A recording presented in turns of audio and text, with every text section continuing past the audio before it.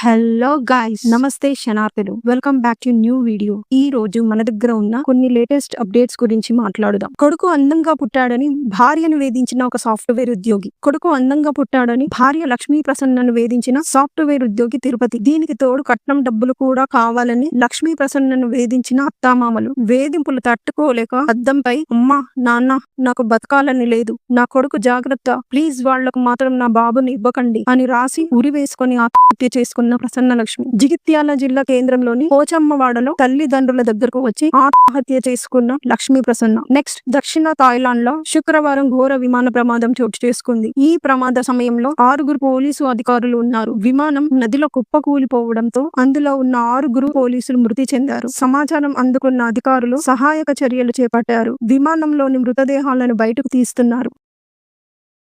Next, Bihar లో ఉగ్రదాడిపై ప్రధానమంత్రి నరేంద్ర మోదీ కీలక వాక్యాలు. ఇవాళ దేశ ప్రజలకు నేను స్పష్టంగా చెప్తున్నాను, పహల్గామ్ ఘటనలో పాల్గొన్న ఒక్కరిని కూడా విడిచిపెట్టము. వాళ్ళను వెంబడించి శిక్షించడానికి మేము సిద్ధంగా ఉన్నాము. ఇది సాధారణ దాడి కాదు, ఇది దేశ గౌరవంపై చేసిన దాడి. భారతదేశ ప్రతీకారం వాళ్ళు ఊహించనిదిగా ఉంటుంది. ఉగ్రవాద కార్యకలాపాలకు ఉపయోగపడుతున్న భూమిని సమూలంగా ధ్వంసం చేస్తాం. టెర్రరిస్టుల కలలో కూడా ఊహించని స్థాయిలో శిక్ష వేస్తాం అని ప్రధానమంత్రి నరేంద్ర మోడీ ప్రతిజ్ఞ చేశారు.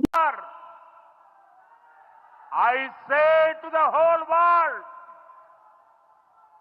India will identify, track and punish every terrorist and their backers.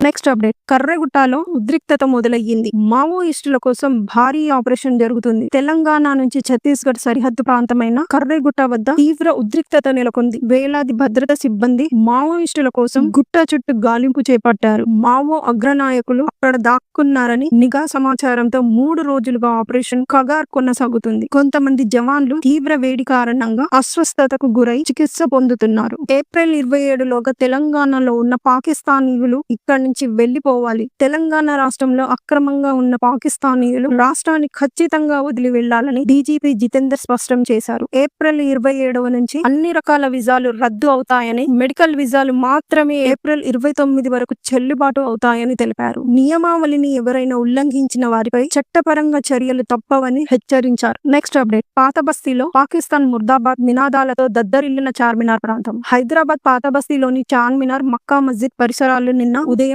ఊకితంగా ఉద్విగ్నంగా మారాయి. ఇటీవల జమ్మూ కాశ్మీర్ లోని పహల్గామా వద్ద జరిగిన ఉగ్రదాడికి నిరాశనంగా వేలాది మంది ముస్లిం సోదరులు రోడ్డెక్కి పాకిస్తాన్ ముర్దాబాద్ అంటూ నినాదాలు చేశారు. ఈ నిరసనలో పాల్గొన్న వారు నల్ల రిబ్బన్లు ధరించి శాంతియుతంగా తమ వ్యతిరేకతను ప్రకటించారు. మక్కా మసీద్ వద్ద ప్రత్యేక నమాజ్ నిర్వహించడంతో పాటు ఉగ్రవాదులపై కఠిన చర్యలు తీసుకోవాలని కేంద్ర ప్రభుత్వాన్ని కోరారు. ఈ కార్యక్రమం ఎంఐఎం అధ్యక్షుడు అసాదుద్దీన్ ఓవైసీ పిలుపు మేరకు జరిగినట్టు సమాచారం. ప్రజలంతా ఐక్యంగా శాంతియుతంగా ఉండాలి, తమ ఆవేదనను వ్యక్తం చేయడమే విశేషమని చెప్పారు. Next update, Mahesh Babu cinema కోసం ఖైరతాబాద్ ఆర్టీఓ ఆఫీస్ కు వెళ్లిన డైరెక్టర్ రాజమౌళి. అంతర్జాతీయ డ్రైవింగ్ లైసెన్స్ ను రెన్యువల్ కోసం ఖైరతాబాద్ ఆర్డీఏ ఆఫీస్ కు వెళ్లిన రాజమౌళి. మహేష్ బాబు రాజమౌళి సినిమాకు సంబంధించి విదేశాల్లో షూటింగ్ ఉన్న నేపథ్యంలో తన డ్రైవింగ్ లైసెన్స్ ను రెన్యువల్ చేసుకున్న రాజమౌళి.